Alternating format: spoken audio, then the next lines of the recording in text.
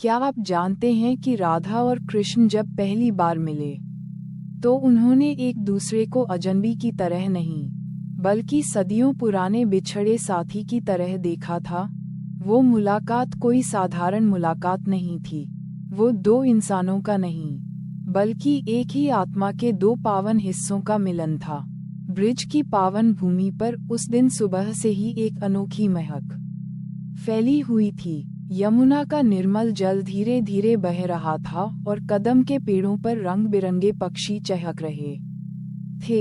नन्हे कान्हा, जिनकी घुंघराली लटों में मोरपंख सजा था और सांवले बदन पर पीला पीतांबर लहरा रहा था, अपनी बांसुरी लिए गऊओं के पीछे पीछे दौड़ रहे थे। उनके नन्हे पैरों की पैंजनियां बज रही थीं, जिनकी मधुर खनक पूरे वन में गूंज रही थी। नंदबाबा और यशोदा मैया के लाडले कान्हा उस दिन कुछ बेचैन थे, जैसे उनका नटखट मन किसी खास आहट का इंतजार कर रहा हो। उधर बरसाने से राजा वृषभानु अपनी लाडली पुत्री राधा के साथ ब्रिज के रास्ते से गुजर रहे थे। राधा रानी, जिनका रूप ऐसा था मानो पूर्णिमा की चांदनी धरती पर उतर आई हो। उनका भोला मुखड़ा, शांत आंखें और होठों पर एक अत्यंत कोमल मुस्कान थी। जब उनका रथ भांडीरवन के पास से गुजरा, तभी आसमान में अचानक सुनहरे और नीले बादलों का एक सुंदर झुंड छा गया। मौसम एकदम बदल गया। हल्की हल्की फुहारें गिरने लगीं और हवा में गीली मिट्टी की सोंधी सुगंध घुल गई। लेकिन आगे जो हुआ वो किसी ने सोचा भी नहीं था। नंदबाबा ने नन्हे कान्हा को अपनी गोद में उठा लिया ताकि वे बारिश में भीग न जाएं। तभी पास में आकर एक सुंदर पालकी रुकी। जैसे ही उस पालकी का पर्दा हटा, राधा जी के नन्हे चरण धरती पर पड़े। उसी पल नन्हे कृष्ण की नजर राधा पर पड़ी और राधा ने मुड़कर उस सांवले सलोने बालक को देखा। बस वही वो एक पल था जब पूरी कायनात मानो थम गई। हवा का बहना रुक गया, यमुना की लहरें शांत हो गईं, पक्षियों का चहकना बंद हो गया, पेड़ों से गिरती हुई बारिश की बूंदें भी जैसे हवा में ठहर गईं। नन्हे कान्हा ने जब राधा को देखा तो उनकी बड़ी बड़ी कमल जैसी आंखों में एक गहरा भाव उमड़ पड़ा। और राधा रानी ने जब कान्हा के उस मोहिनी रूप को निहारा तो उनका हृदय भी एक अनजाने अपनेपन और असीम शांति से भर गया। वे दोनों सांसारिक दृष्टि से बहुत छोटे थे। उन्होंने एक दूसरे को इस जन्म में कभी नहीं देखा था, फिर भी उन दोनों की आंखों में कोई अजनबीपन नहीं था। ऐसा लग रहा था मानो युगों युगों का कोई अधूरा सफर आज अपनी मंजिल पर पहुंच गया हो। राधा धीरे धीरे कान्हा की ओर बढ़ी। कान्हा नंदबाबा की गोद से उतरकर उनके सामने आकर खड़े हो गए।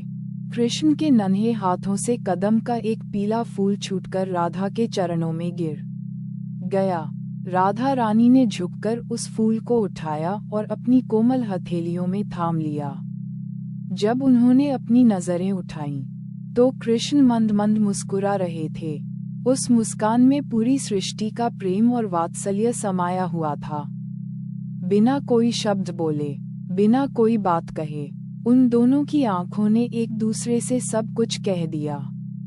राधा की आंखों से खुशी का एक आंसू ढुलककर गाल पर बह गया। वो आंसू किसी दुख का नहीं था, बल्कि उस गहरे सुकून का था जो सदियों बाद अपने सबसे प्यारे से मिलकर मिलता है। लोग अक्सर पूछते हैं कि राधा और कृष्ण के बीच इतना अटूट, इतना पवित्र प्रेम क्यों था। इसका उत्तर यही है कि उनका रिश्ता किसी धरती के नियम या किसी संयोग का मोहताज नहीं था। वे दोनों दो अलग प्राणी थे ही नहीं। जैसे दूध से उसकी सफेदी को अलग नहीं किया जा सकता, जैसे जल से उसकी शीतलता को अलग नहीं किया जा सकता, वैसे ही कृष्ण से राधा को और राधा से कृष्ण को कभी अलग नहीं किया जा सकता था। उस पहली भेंट के बाद ब्रिज का हर कोना उनके पवित्र प्रेम की खुशबू से महक उठा। जब कृष्ण अपनी बांसुरी बजाते तो राधा रानी की आत्मा उस धुन की ओर खींची चली आती। जब राधा मुस्कुराती तो कान्हा का दिल आनंद से झूम उठता। उनका प्रेम वासना से परे, स्वार्थ से कोसों दूर, सिर्फ और सिर्फ निस्वार्थ समर्पण का नाम था। आगे चलकर जब कान्हा को अपने जीवन के बड़े कर्तव्यों को पूरा करने के लिए मथुरा जाना पड़ा, तो वे शरीर से तो दूर हो गए, लेकिन राधा उनके हृदय से कभी दूर नहीं हुई। कृष्ण जहाँ भी रहे, चाहे मथुरा में, चाहे द्वारका में, उनके दिल की हर धड़कन में केवल राधे राधे का नाम गूंजता रहा। जब प्रेम सच्चा और पावन होता है, तो उसे मिलने के लिए किसी भौतिक सहारे की जरूरत नहीं होती। वो तो उस रूहानी डोर से बंधा होता है जिसे ईश्वर खुद अपने हाथों से बुनते हैं। इस कथा की सीख यही है कि कुछ रिश्ते जन्म से पहले तय हो जाते हैं। उन्हें न तो समय मिटा सकता है और न ही सांसारिक दूरियां कमजोर कर सकती हैं। जय श्री कृष्ण। कान्हा की कृपा आप पर बनी रहे।